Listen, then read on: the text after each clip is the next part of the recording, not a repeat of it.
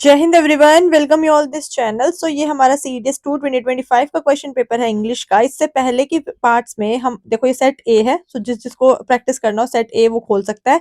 साथ में इससे पहले की पार्ट्स में हम ये सब देख चुके हैं। आपके मोस्ट अप्रोप्रिएट वर्ड्स हो गए या आपके स्पोर्टिंग एरर्स हो गए, ठीक है। ये हमारे पेड कोर्स के स्क्रीनशॉट हैं जिसमें मैंने एक एक चीज पहले ही बच्चों को करा रखी है। देन ये आपके मोस्ट अप्रोप्रिएट डिस्क्रिप्शन हो गया, इडियम्स एंड फ्रेजेस हो गए आपके, ठीक है।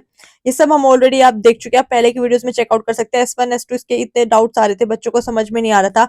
ये ट्रिक्स के साथ हमने छोटे वाले PQRS देखे हैं जिसमें मैंने आपको बताया starting, ending and mandatory pair से आप किस तरीके से सॉल्व करोगे। Relatable word and priority order को ध्यान में रखते हुए S1 से S6 आप बहुत इजीली सॉल्व कर सकते हो, जिसमें आपको एक कंप्लीट पढ़ने की जरूरत ही नहीं है। सिर्फ आपको प्रायोरिटी चेक करना है, आपको पेयर ढूंढना है एंड ये इजिली हो जाएगा, ठीक है।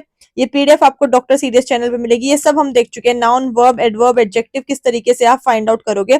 यही मिस्टेक्स होती है ना आपके पेपर में। ये सारा हम ट्रिक्स के थ्रू, टिप्स के थ्रू, लॉजिक के थ्रू सब कुछ देख चुके हैं, ठीक है। कल की वीडियो में हमने ये सब कंप्लीट देखा है आपका।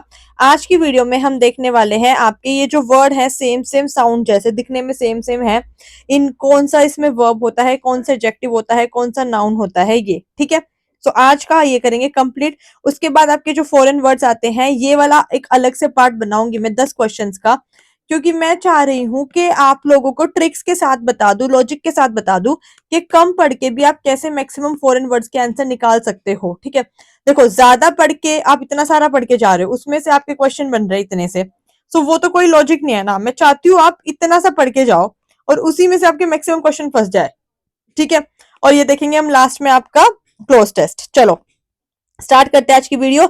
उससे पहले बहुत बच्चे हमारा पेड कोर्स ऑलरेडी एनरोल कर चुके हैं, सो अगर आप लोगों को भी एनरोल करना है तो आप मुझे @shruti399 पे टेलीग्राम कर सकते हैं, जिसपे हम अपना सीडीएस की इंग्लिश के लिए कंप्लीट आपकी ग्रामर, आपके noun, pronoun, adjective, adverb, synonyms, antonym सब कुछ करवा रहे हैं, ठीक है। और उसी के साथ आपका जीएस के लिए फ्री मेरे साथ 1 to 1 लाइव सेशन हो सकता है अगर आपको चाहिए तो, या डाउट क्लास चाहिए तो डाउट क्लास मिल जाएगी आपको, जिसमें आप मुझसे आपके रिसोर्सेज हो गए, बुक लिस्ट हो गई, स्ट्रेटेजी हो गई, टाइम मैनेजमेंट हो गई, ये सब मिलेगा। सब सिर्फ 999 में है। इंग्लिश के लिए आपको कंप्लीट कोर्स मिल रहा है जिसका टारगेट हमारे 80+ मार्क्स है, एंड ऑल्सो विद PYQ। इतना सब मिल रहा है आपको 999 में। ये जो PYQ है यूट्यूब पे सिर्फ 2025 का पेपर आएगा, लेकिन इसमें हम एटलीस्ट आपके 10 पेपर करने वाले हैं ऐसे ट्रिक्स एंड लॉजिक के साथ, सो वो सब आपको मिल रहा है। और जीएस के लिए फ्री सेशन मिल रहा है। एक चीज और दिखा दूं मैंने इसी 2025 के पेपर की आपकी वोकैब रेडी कर दी है, ठीक है। सिनोनिम एंटोनिम्स आपके जो आप बोलते हो ना बार बार, मैम सिनोनिम एंटोनिम्स कहां से करें, सी मैंने वोकैब आपकी रेडी कर दी है कंप्लीट। ऐसे ही आपके पिछले 10 पेपर्स की होगी, ठीक है। सो ये जो है, ये वाली जो वोकैब है 25 वाली, ये मैं फ्री दूंगी यूट्यूब पे आपको, बट बाकी के जो होंगे वो पेड सेशंस रहेंगे हमारे कोर्स में, वो जो सिर्फ 999 का है। जो जो बच्चे एनरोल करेंगे उनको ही मिलेगा, ठीक है। आप देख सकते हैं पेरिलियस, इम्पीरियस, ये सारे वर्ड्स ऑलरेडी 2025 के पेपर के हैं। ये मैंने सारे आपकी मेहनत को कम करते हुए एक जगह पे खुद लिख दिया, इलिसिट, अप्रेज, ये सब, ठीक है। ऐसे ही आपको हर पेपर का मिल जाएगा। सो जब मैं इनको ट्रिक्स के साथ आपको लर्न कराऊंगी तो मुझे बता दो कौन सा आपका सिनोनिम है, एंटोनिम है या फॉरेन वर्ड्स है जो आपसे नहीं बनेंगे, सबके सब बन जाएंगे, ठीक है। चलो जिसको एनरोल करना है कोर्स में वो @shruti399 पे मुझे टेलीग्राम कर देना। चलो अब हम आज का लेक्चर स्टार्ट करते हैं। देखो लूज लूज दोनों एक जैसे है पढ़ने में, है ना। तो हमें कैसे पता चलेगा क्या क्या है। देखो जो लूज है आपकी LOSE वो आपकी वर्ब है, ठीक है।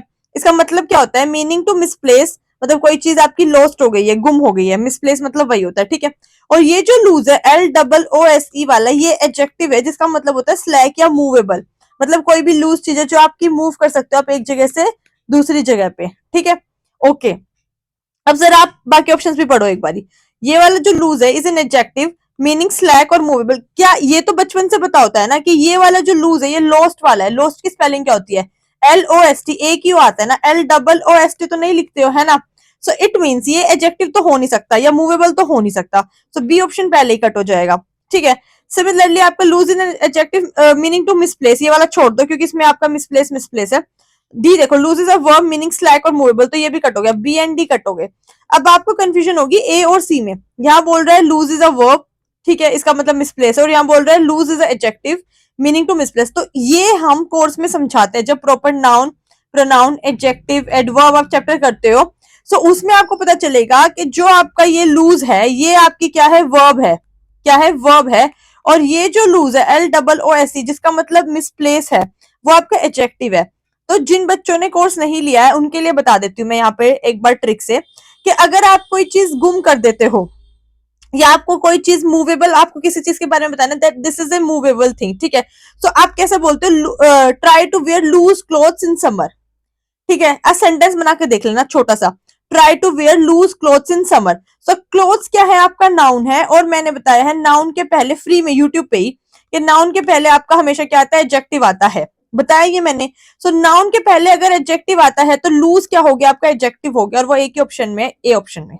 आई होप आप समझ गए होगे जो मैं कहना चाहती हूँ। सो इन क्वेश्चंस को करने का सबसे इजी तरीका है कि आप उसके आगे पीछे दो चार अक्षर लगा के देख लो, एक स्मॉल सेंटेंस बना के देख लो, पहले 50-50 पे आओ एलिमिनेट करके, ठीक है, तो फर्स्ट स्टेप इज एलिमिनेट करके 50-50 पे आओ, ठीक है, सेकंड उसके आगे पीछे छोटे वर्ड या सेंटेंस लगा के देख लो, तो आपको पता लग जाएगा ये एडजेक्टिव है, ये वर्ब की तरह यूज हो रहा है, ये नाउन की तरह यूज हो रहा है, कैसे यूज हो रहा है, समझ में आ गई। अभी और धीरे धीरे ऑप्शन से समझ जाओगे। अब सेकंड क्वेश्चन, एनीवे, एनीवे इस अलग अलग लिखा हुआ है, ठीक है। Option number A, anyway is an adverb meaning any manner और मेथड, ठीक है। Anyway is a phrase meaning regardless, okay. So basically क्या किया इन्होंने, उल्टा कर दिया इसका, ये जो होता है आपका, ये वाला जो एनीवे होता है ये आपका होता है रिगार्डलेस, ठीक है, और ये जो होता है, ये वाला जो एनीवे होता है इन्होंने उल्टा कर दिया, इसका मतलब होता है मैनर, ठीक है। चलो एक बार आगे रीड करते हैं complete. Anyway is a phrase meaning any manner और मेथड, ठीक है, फिर वही anyway is an adverb meaning regardless. देखो ये वाला आंसर करेक्ट है कि ये वाला जो एनीवे है आपका, इसका मतलब होता है रिगार्डलेस, और ये एनी और वे जो अलग अलग लिखा हुआ है इसका मतलब होता है एनी मैनर या कोई भी मेथड। अब मैं बताती हूँ पेपर में कैसे अटेम्प्ट करोगे, जिसको नहीं पता ये सारा भूल जाओ, इसको इसको क्या लिखा हुआ है ये इतना तो पता है, एनीवे जब अपन इंग्लिश में लिखते हैं नॉर्मली एनीवे, ठीक है, या एनीवे मतलब सम वेज ऐसे लिखते हैं हम, some ways to do this thing, फिर आगे जो भी वेज है, one ways, way number one, way number two, इस तरीके से। सो सम वेज, ठीक है। सो यहाँ पे आपने क्या बताया, some ways to do this thing are this, तो मतलब यहाँ पे आप मेथड की बात करना कि कुछ तरीके इस काम को करने के वो है, तो यहाँ पे बस आपने प्लूरल सेंस में यूज किया सम वेज, तो यहाँ पे आपने एनी वे मतलब कोई भी, which way you want to prefer, so anyway, तो कोई भी रास्ता चलेगा, कोई भी मेथड चलेगा। इट मीन्स ये क्लियर हो गया, यहाँ पे ये मेथड की बात हो रही है, यहाँ पे सिर्फ इतना मैंने समझाया अभी आपको, ठीक है। तो जहां इसने एनीवे, एनीवे यहाँ पे रिगार्डलेस के लिए बोला, ये गलत हो जाएगा, ए ऑप्शन आपका। या एनीवे भी इसने रिगार्डलेस के लिए बोला, ये भी गलत हो जाएगा आपका यहाँ पे, ठीक है। फिर इसके बाद यहाँ पे anyway is an adverb meaning any method, तो मतलब सी और डी में से आंसर होगा, ये दोनों तो आपको गलत हो गए, ठीक है, क्योंकि ये पता चल गया आपको इसका मतलब तो एक मेथड होता है, ठीक है। ओके, तो हमने फर्स्ट स्टेप था, हमने एलिमिनेट कर लिया है, अब हम उसके आगे पीछे वर्ड से सेंटेंसेस को अरेंज करके देखेंगे, ठीक है। तो देखो, anyway is an adverb meaning regardless, okay, anyway is a phrase meaning manner और मेथड, और डी ऑप्शन बोलते हैं anyway is a phrase meaning regardless, ठीक है, ये वाला एनीवे इज अ फ्रेज। अब यहाँ पे ये बोल रहा है फ्रेज है और यहाँ पे ये बोल रहा है एडवर्ब है, ठीक है। तो ये जो एनीवे है ये एडवर्ब है और ये जो एनीवे है ये फ्रेज है। अब आप मुझे बता दो, मैं आपसे कुछ नहीं जानना चाहती, सिर्फ इतना जानना चाहती हूँ, आपको मैंने दो वर्ड पकड़ा दिए, मैं पूछ रही हूँ इसमें एडवर्ब कौन सा है और इसमें फ्रेज कौन सा है। आपको चाहे मतलब भी कुछ नहीं पता, लेकिन मैंने पूछा एक नॉर्मल फ्रेज में, आपको बस इतना पता है फ्रेज क्या होता है, एडवर्ब क्या होता है, ठीक है। फ्रेज है आपका जब आप कोई भी एक बात अपनी कहते हो उसको एक सिंबॉलिक मैनर में बोलते हो, और एडवर्ब आपका होता है जो वर्ब को क्वालिफाई करता है। ये पता है बचपन से, 5वीं क्लास के बच्चे को भी पता होगा एडवर्ब क्या होता है ना। सो क्या आपको ये जो है फ्रेज दिख रहा है कहीं से, एनीवे इसने एक साथ लिखा हुआ है पूरा, अगर बचपन से ये जो एक साथ लिखा है इसने, अगर ये एनीवे होता तो हमने कहीं पढ़ा लिखा सुना होता ना, अगर ये फ्रेज होता तो। जबकि ये जो है एनीवे, कुछ कुछ लोग इसको ऐसे भी लिख देते हैं, हालांकि हाइफन लगा के भी, ठीक है, बट ग्रामेटिकली नहीं लिखना चाहिए, ये दिस इज द करेक्ट, ठीक है, ये वाला करेक्ट है। बट क्या आप इसको फ्रेज बोलोगे, बिल्कुल भी नहीं बोलोगे, है ना। तो बचा गया ये वाला फ्रेज बचा, तो यहां हमें क्लियर हो गया कि ये हमारा जो है आपका एडवर्ब है और जो हमारा ये है ये क्या है, फ्रेज है, ठीक है। सो आपको सिर्फ अपने स्टेप्स फॉलो करने हैं, आप ऑटोमेटिकली आंसर तक आ जाओगे। स्टेप नंबर 1 आपको एलिमिनेट करना है ताकि आप 50-50 पे आ जाओ, ये एलिमिनेट समझ लो आप, मैंने एलिमिनेट लिख दिया, एलिमिनेट, ठीक है, ताकि आप 50-50 पे आ जाओ। स्टेप नंबर 2 आप उसके आगे पीछे सेंटेंस या वर्ड लगा के देखोगे, जिससे आपको कंफर्म हो जाएगा ये फ्रेज है, ये वर्ब है, ये नाउन है या क्या है। आम चाल की भाषा में उसको देखोगे हम कैसे यूज करते हैं, तो आंसर हो गया सी। 9 ये उन बच्चों के लिए जिन्होंने कोर्स नहीं लिया, जिनको नहीं पता अच्छे से नाउन कितने टाइप के हैं, नाउन क्या होता है, प्रोनाउन कितने टाइप के। जिन बच्चों ने कोर्स लिया है उनकी तो मेरी गारंटी है वो लोग तो इसको इजीली सॉल्व कर लेंगे, क्योंकि उनको मैं बताती हूँ नाउन क्या है, एडजेक्टिव क्या है। ठीक है, चलो। एल्यूजन एंड इल्यूजन, अब इसमें आ जाओ। एल्यूजन आपका नाउन है दैट इज एन इम्प्लाइड, ये सही भी है बात, reference to something. Illusion is a noun that refer to a false idea. ठीक है, आप मूवीज में देखते होगे या सुना होगा, कहीं तो सुना होगा, आप लोग इतनी मूवी कार्टून वगैरह देखते रहते हो, ठीक है, दैट उसको ये इल्यूजन था कि वो भी उसको लाइक करती है, या वो इस डिलेमा में था कि वो भी उसको लाइक करता है। So that is illusion. बोलने में देखो इल्यूजन, उसको ये इल्यूजन था। ठीक है, ऐसे नहीं बोलते उसको ये एल्यूजन था, नहीं। ठीक है, एल्यूजन आपका वो नाउन है जो किसी चीज को इंप्लाई कर रहा है, किसी के रेफरेंस में बात की जा रही है, और इल्यूजन आपके फॉल्स आइडियाज की बात कर रहा है। ठीक है, तो यहाँ पे इसने बोला इल्यूजन आपका इंप्लाइड है, तो ये गलत हो गया। एल्यूजन आपकी वर्ब है, वर्ब भी बोल दे तो गलत हो गया। इल्यूजन आपकी एडवर्ब है, ये भी गलत हो गया। ठीक है, यही आगे मीनिंग तो पढ़ना ही नहीं है। ठीक है, क्योंकि ये दोनों आपके एब्स्ट्रैक्ट नाउन की तरीके से यूज किए गए हैं। ठीक है, यहाँ पे कि इल्यूजन बस आपको मीनिंग ढूंढना था सेम, तो इल्यूजन आपका फॉल्स आइडिया हो गया है। मैं कह रही हूँ अगर आपको चलो ये भी नहीं पता चल रहा नाउन यूज किया है, वर्ब यूज किया, अरे मतलब तो पता है ना, इल्यूजन का मतलब तो पता है ना, उसको इल्यूजन है, उसको डिलेमा है, ये तो सुना है ना। मुझे एक बात बता दो, उसने इल्यूजन के लिए फॉल्स आइडिया सिर्फ दो स्टेटमेंट में यूज किया, ए में और सी में। बी और डी वैसे आपके गलत हो गए, क्योंकि उसने यहाँ पे इल्यूजन का अलग ही मतलब दे रखा है। तो 50-50 पे तो आप एनी हाउ आ ही गए। उसके बाद सिर्फ आपको देखना था ये वर्ब है दोनों या ये नाउन है। तो अगर वो फीलिंग को एक्सप्रेस कर रहा है तो वो वर्ब कैसे हो सकता है, नाउन होगा ना। ठीक है, वर्ब हमारी क्या होती है, इज, एम, आर, ये आपकी हेल्पिंग वर्ब है। ठीक है, राइट हो गया, ये आपकी नॉर्मल वर्ब हो गई सेंटेंसेस में, जो हेल्पिंग वर्ब के अलावा आती है, इस तरीके की। तो ये कभी वर्ब सुनी है आपने, नहीं ना, तो आंसर आ गया ए। अब बता, मैंने 3 क्वेश्चन कराया आपसे, तीनों में बता दो आपको ऐसा कौन सा मैंने आप लोगों को कौन सी ऐसी तकलीफ आई जो नहीं हो सकती थी सॉल्व। तीनों मैंने बिल्कुल तोड़ तोड़ के समझाए आपको, तो आ गए ना समझ में। इसी तरीके से ही अटेम्प्ट करना है, और कोर्स में यही हम करने वाले हैं 5 से 10 पेपर्स के साथ, तोड़ तोड़ के बिल्कुल। Then appraise and apprise. देखो अप्रेज मतलब होता है इवेल्युएट करना, एंड अप्राइज मतलब होता है इन्फॉर्म करना किसी चीज के बारे में। ठीक है, अब चलो मान लेते हैं आपको पेपर में बात नहीं पताती, तो अब ऑप्शन तो पढ़ना स्टार्ट करोगे। So appraise is a verb meaning to inform about something, and apprise is a verb meaning to examine and form an opinion about something. ठीक है, ये वैसे गलत है बट अभी बाकी पढ़ते हैं। Appraise is a verb meaning to examine and form an opinion about something. ठीक है, then apprise is a verb meaning to inform about something. अब सब में यही बातें लिखी होगी। ठीक है, क्या आपने एक तरीके से अप्रेज को आप इस तरीके से रिलेट कर सकते हो, मतलब अगर मुझे मतलब नहीं पता होता तो मैं अप्रेज को एक तरीके से एप्लॉज से रिलेट कर लेती। चलो वो भी छोड़ो, वो थोड़ा मुश्किल हो जाएगा आप लोगों के लिए। ठीक है, अप्रेज को अगर आप इस वर्ड को पढ़ोगे अच्छे से अप्रेज को, तो आपके दिमाग में इस तरीके से नहीं आ रहा है कि किसी की जैसे तारीफ हो रही है सुनने में, मतलब अप्रेज रिलेटेबल टू प्रेज, एक तरीके से मैं प्रेज से रिलेट करवा रही हूँ यहाँ पे आपको, है ना। प्रेज मतलब तारीफ बेसिकली। ठीक है, सो अप्रेज रिलेटेड टू प्रेज मतलब हो सकता है ना आए बच्चों के दिमाग में, लेकिन मैं जैसे नॉर्मली मैं स्टूडेंट्स को सिखाती हूँ रिलेट करके। सो जनरली अगर थोड़ा दिमाग लगाओगे ना, थोड़ा उस पर फोकस करोगे पेपर में, सो अप्रेज एकदम से ए और पी तो लगाया, आगे प्रेज ही तो है बाकी ये। ठीक है, और प्रेज कब मिलते, तारीफ कब मिलते, जब आपका इवेल्युएशन हो जाता है, जब आपका रिजल्ट आ जाता है। ठीक है, ऐसे याद रखना, रिजल्ट के बाद हमें तारीफ मिलती है। ठीक है, तो क्या एग्जामिन करने के बाद ही रिजल्ट आएगा ना, तो क्या हम ये कह सकते हैं जो अप्रेज है वो आपकी वर्ब है और वो एग्जामिन करने के बाद एक ओपिनियन बनाया गया है। ठीक है, तो जैसे ही आपको ये पता चला ऑटोमेटिकली अप्राइज आपकी इंफॉर्मेशन हो गई। ठीक है, तो ये इसलिए हमारा आंसर हो जाएगा बी। तो मैंने एक का सिखा दिया है आपको, और अब ये वर्ड जरूर याद रखना है, अब कोई ट्रिक एंड लॉजिक नहीं लगानी। अगर पेपर में अप्रेज वर्ड आता है तो आपको पता होना चाहिए इवेल्युएट मतलब है, और अप्राइज आता है तो पता होना चाहिए इन्फॉर्मेशन है। ठीक है, ऐसे याद रखना, अप्राइज इसमें आर आई आ रहा है तो ये आई इन्फॉर्मेशन से स्टार्ट है, ये इसकी ट्रिक हो जाएगी। ठीक है, और यहाँ पे अप्रेज मतलब प्रेज, प्रेज कब होते हैं, आफ्टर इवेल्युएशन। ठीक है, चलो नेक्स्ट क्वेश्चन हमारा, क्लाइमेटिक एंड क्लाइमेटिक। देखो ये तो आपको वैसे ही पता चल जाएगा, ये जो क्लाइमेटिक है मतलब ये क्लाइमेट की बात कर रहा है। ठीक है, तो जिस ऑप्शन में क्लाइमेटिक में क्लाइमेट की बात हो रही है वो वाला करेक्ट है, तो सीधा हम यही देखते हैं। Climatic is an adverb meaning to climate of a particular area, ये तो करेक्ट है, तो ठीक है। Second, climatic is an adverb meaning to moment of, गलत। ठीक है, बताती हूँ मैं क्लाइमेटिक। ठीक है, अभी क्लाइमेट वाला ढूंढो। Climatic is a verb meaning to climate of a particular area. ठीक है, climatic is an adjective meaning climate of a particular area, मतलब तीन एरिया, तीन उनमें ये बोल रहा है कि क्लाइमेटिक मतलब क्लाइमेट की बात हो रही है, बी में नहीं बोल रहा, इसलिए इसको काट देते हैं, ठीक है। अब हमें मतलब ढूंढना है, मतलब सॉरी, मतलब हमने ढूंढ लिया, अब हमें बताना है ये वर्ब है, एडवर्ब है, एडजेक्टिव है, ठीक है। अब क्लाइमैक्टिक पे आते हैं। क्लाइमैक्टिक होता है क्लाइमैक्स, मतलब कि आपको बहुत ज्यादा खुशी हो रही है किसी चीज के, आप बिल्कुल सेटिस्फाई हो गए हो कि भाई हाँ इतना हमें जो है काम करना था और इतना हमें काम का फल मिल गया है, so you are very happy, fortunate enough, ठीक है।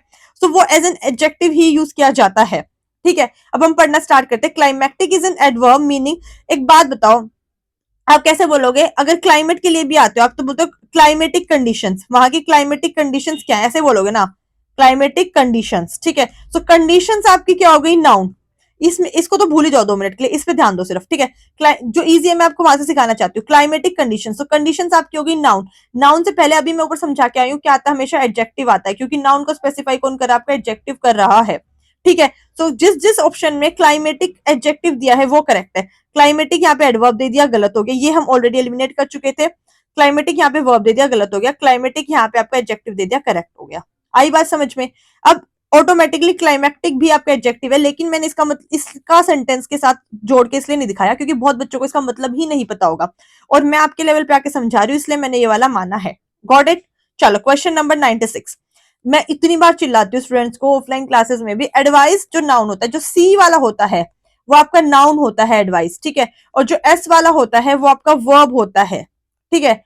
मैंने इसकी ट्रिक भी बनाई है बच्चों को याद करने के लिए। एसयूवी, एसयूवी गाड़ी का नाम है ना, महिंद्रा एसयूवी या जो भी है, एसयूवी आपकी कार्स है ना, ठीक है। सो एसयूवी बोलते हैं, तो ऐसे याद रखना, एस वाला जो एडवाइस है वो आपका वर्ब है, वर्ब, एस और वी, यू हटाओ, मतलब यू सिर्फ याद करने के लिए, यू को भूल जाओ, तो एस यू वी, ठीक है। और जो सी वाला है जो बच गया वो नाउन बन गया आपका, ठीक है।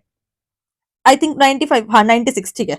ओके, ये क्वेश्चन चेंज हो गए आपके, ये आपके सेम सेम साउंड वाले थे आपके, ठीक है। यहाँ पे हमें बताना है इसका मतलब। तो देखो यहाँ पे उसने बोला एडवाइस, तो अगर किसी को, ये नाउन है तो आप नाउन में ईडी लगा ही नहीं सकते, आप हमेशा वर्ब में ईडी लगाओगे। मैंने क्या बोला, अगर आपको ईडी लगाना है तो आप वर्ब में लगाओगे ना, आप नाउन में ईडी कैसे लगाओगे, ठीक है। सो एडवाइज्ड उसने नाउन में ईडी लगा दिया, ADVICED, ये गलत, ये हो ही नहीं सकता। नाउन में ईडी कैसे लगा सकते हो, जैसे आपका ये ऑफिसर है, ये नाउन है, ऑफिसर क्या आपका नाउन है, ठीक है, कॉमन नाउन है, इसमें ईडी लग सकता है क्या, ऑफिसर हो सकता है क्या, नहीं हो सकता ना। तो सिमिलरली आपका वर्ब में ईडी लगेगा, जैसे एस या ईएस लगता है, इसी से समझ लो, एस या ईएस लगता है वो आपका वर्ब में लगता है। Sun rises in the east, क्योंकि राइज आपकी वर्ब है, नाउन नहीं है। तो यहाँ पे उसने आपका नाउन में ईडी लगा दिया, इसलिए गलत। जिसके कॉन्सेप्ट क्लियर होंगे, ठीक है, ये हम बैच में सिखाते हैं नाउन वर्ब वाला, ठीक है, सो उसको पता चल जाएगा इजीली। सो गलत हो गया। अब देखो, द डॉक्टर्स एडवाइस, यहाँ उसने सही यूज किया इसको, कि डॉक्टर ने जो एडवाइस किया, वेंट अनहेडेड बाय हिज पेशेंट, तो यहाँ पे उसने एज अ नाउन यूज किया है, दिस इज करेक्ट। देन देखो, द टीचर रिपीटेडली एडवाइस, या फिर उसने नाउन में एडी लगा दिया, नहीं ये स्पेलिंग होना चाहिए था ADVISED, समझ में आई बात। सेम यहाँ पे भी उसने एडवाइसिंग लिख दिया, एडवाइसिंग इज नथिंग, एडवाइसिंग कुछ नहीं होता, ADVIS वाला यूज करना था उसको, समझ में आई, फिर यहाँ सी वाला यूज कर दिया, तो 3 ऑप्शन आपके गलत हो गया, आंसर आ गया बी। जिसको पता था वो 1 सेकंड में करेक्ट करेगा इसको, ठीक है। इलिसिट, इलिसिट होता है नॉट एक्सेप्टेबल या नॉट अकाउंटेबल, मतलब आप उस चीज को योग्यता नहीं दे रहे हो कि हाँ रजामंदी नहीं दे रहे हो, ठीक है। The police put out a notice to elicit more information from the public, भाई मना क्यों करेगी पुलिस, ये कह रहे कि पुलिस ने नोटिस लगाया कि अब जो और इन्फॉर्मेशन आएगी पब्लिक की साइड से वो एक्सेप्टेबल नहीं होगी। लॉजिकली कितना इनकरेक्ट है स्टेटमेंट, क्यों ही करेगी। सो इलिसिट मतलब यहाँ पे तो हम यूज नहीं, अगर मैं कह रही हूँ पेपर में आपको नहीं मतलब पता था तब आपको ऐसे सॉल्व करना है, ठीक है। कि police put out a notice to elicit more information, नहीं। Illicit trading in liquor became profitable during the prohibition, yes. Non acceptable, illegal, illegal जो ट्रेडिंग है आपकी लिकर में वो प्रॉफिटेबल रही ड्यूरिंग द प्रोहिबिशन, तो यहाँ पे करेक्ट यूज किया गया है। सेम यहाँ पे भी इलिसिटेड, यहाँ पे भी इलिसिटेड को गलत यूज किया गया है, ठीक है। Okay, question number 98, effect. देखो, अब बच्चे बहुत कंफ्यूज होते हैं अफेक्ट में और इफेक्ट में, ठीक है। अफेक्ट जो है ना ए वाला, वो आपकी वर्ब है, अफेक्ट आपकी वर्ब है। देखो, the weather conditions began to effect, नहीं affect, verb sentence, verb object, sorry subject verb object, या फिर सब्जेक्ट वर्ब एग्रीमेंट। तो सेंटेंस के बीच में क्या आता है, सब्जेक्ट के बाद वर्ब आते हैं, तो अगर ये आपका सब्जेक्ट है तो यहाँ पे आप वर्ब यूज करोगे ना। सो वर्ब में क्या है, अफेक्ट आपकी, ठीक है, ये वर्ब के चैप्टर में हम पढ़ाते हैं, सो ये नहीं आएगा, effect is not a verb. Climate change will have long term effect on every aspect of planetary life, यहाँ पे ठीक यूज किया गया है। फिर देखो, उन्होंने इफेक्ट में ईडी लगा दिया, फिर गलत हो गया, अफेक्टेड होना चाहिए, अफेक्ट, वर्ब में ईडी लगाओगे, ये वाला क्वेश्चन आपका एडवाइस वाला और ये वाला सेम लॉजिक के ऊपर, सेम चीज के ऊपर बेस्ड है कि आप नाउन में ईडी नहीं लगा सकते, वर्ब में ईडी लगाओगे। सो अफेक्ट इज द वर्ब, उसमें आप ईडी लगाओगे, ठीक है। अब मैम हमें कैसे पता चलेगा? अब आपने पढ़ लिया है ना, तो 2026 के पेपर में इस तरीके का कोई भी क्वेश्चन आए जिसमें वो नाउन में ईडी लगा दे, वहां देखते ही गलत कर देना। वर्ब में अगर ईडी लगा रहा है तो करेक्ट है, ठीक है। अब जिस बच्चे को वर्ब अलग से पढ़ना है, नाउन अलग से पढ़ना है, वो कोर्स ले ले, वो मुझे टेलीग्राम कर दे @Shruti399 पे, ठीक है। चलो, ऑल क्रिएचर्स आर इफेक्टेड नहीं होगा, अफेक्टेड बाय इमोशन, क्योंकि वर्ब में आप ईडी लगाओगे। देन ब्रेक, या मैंने गाड़ी भी बनाई है अलग से, ब्रेक मारना, आपकी जो गाड़ी ब्रेक मारती है उसी के ब्रेक के बारे में बात की जा रही है, ठीक है। Frequent disruptions cause the breaking of flow of the speaker. So breaking, BRA, break वाला ब्रेक नहीं, ब्रेकिंग तोड़ने वाला ब्रेक, कि भाई उनका जो बोलने का जो फ्लो है वो टूट रहा है, ब्रेक वाला, BREAK वाला ब्रेक, ठीक है। ये तो गाड़ी वाला ब्रेक हो गया ना, सो गलत हो गया। The rapid swirling water caused the dam walls to break, break वाला ब्रेक नहीं, ब्रेक तो टूटने वाला ब्रेक, ठीक है, BREAK। The driver brake sharply to avoid a collision, ये ठीक है। यहीं पे इन्होंने कार की सेंस में यूज किया है कि भाई ड्राइवर ने ब्रेक मारे ताकि कोलिजन ना हो, ये करेक्ट है। फिर यंग ऑफिसर्स वाला ब्रेक वाला, ये वाला भी गलत है, ठीक है। आज के लिए लास्ट क्वेश्चन, इनसाइट, इनसाइट मतलब होता है उत्तेजित करना, ठीक है। He has a deep insight, insight वो इंट्यूशन वाला इनसाइट जो होता है वो ये स्पेलिंग है आपकी। देख रहे हो आप यूपीएससी कितना अच्छे से ट्रैप में आप लोगों को फंसा रहा है। अगर जिसने प्रैक्टिस नहीं की होगी PYQ की, वो नहीं यहाँ तक समझ पाएगा। पता होना चाहिए आपको यहाँ पे गड्ढा है, ठीक है। तो यहाँ इनसाइट, INSIGHT इनसाइट आएगा, ठीक है। The words of the speaker incited feelings, या देखो उत्तेजित कर दिया गुस्से में लोगों को, या ग्रिफ में या सोरो में, तो ये ठीक है। His research gave the audience on insight, insight नहीं यहाँ पे भी, since he was insight she decided, फिर वही मन वाली बात हो रही है, तो इनसाइट वाली बात हो रही है, मन के अंदर की बात, इनसाइट वाली बात, इंट्यूशन वाली बात आपकी, ठीक है। ये वाला होता है उत्तेजित करना, ठीक है। ओके, सो आज की वीडियो में हम इतना ही रखेंगे। कल आपके जितने भी फॉरेन वर्ड्स है ये देखेंगे, साथ में आपका ये क्लोज टेस्ट है कंप्लीट, ये वाला देखेंगे, ठीक है। आई होप आपको लेक्चर आज का पसंद आया होगा। साथ ही में ये आपके सारे सिनोनिम्स मैंने एक साथ, देखो, इलिसिट, अप्रेज, अप्राइज, अभी मैंने कराया ना आपको ये वाले वर्ड्स, इंडीड, रिकॉर्ड्स, ये सारे मैंने 2025 के सीडीएस के पेपर के आपके वर्ड्स लिख दिए हैं विद मीनिंग। अब चाहे वो सिनोनिम पूछ ले, एंटोनिम पूछ ले, मोस्ट अप्रोप्रिएट वर्ड पूछ ले, मैं गारंटी लेती हूँ इससे बाहर नहीं जाएगा। ऐसे ही दावे नहीं कर रही हूँ 80+ मार्क्स लाने के कोर्स में, ठीक है। इसी वजह से, क्योंकि भाई मेहनत की है, मेहनत दिखेगी, 100% दिखती आई है आज तक, ठीक है। तो जिसको कोर्स लेना है वो मुझे @Shruti399 पे टेलीग्राम कर दे, जिसमें हम कंप्लीट 10 पेपर्स करने वाले हैं। पहले के कंप्लीट ग्रामर कर रहे हैं सीडीएस के लिए, noun, pronoun, adjective, synonym, antonyms, और जीएस के लिए फ्री गाइडेंस रहेगी आपके सीडीएस 1 2026 के पेपर तक, जिसमें आप स्ट्रेटेजी, टाइम मैनेजमेंट सब कुछ मुझसे डिस्कस कर सकते हो। विद सिनोनिम, एंटोनिम्स की सारी पीडीएफ मिलेंगी आपको, ट्रिक्स के साथ मिलेंगी, लॉजिक के साथ मिलेंगी, ठीक है।